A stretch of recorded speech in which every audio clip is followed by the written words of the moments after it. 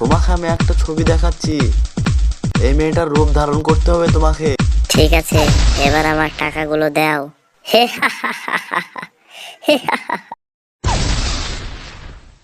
আরে ও চলে এসেছে, আমাদের অভিনয়টা শুরু করি।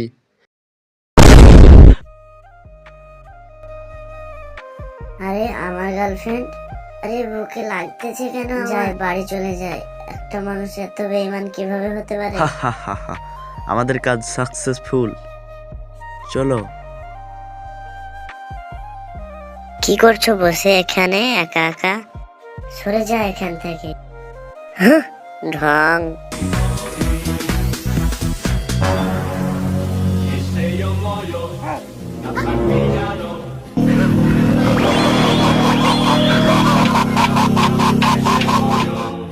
এটা তাহলে তোদেরই কাজ?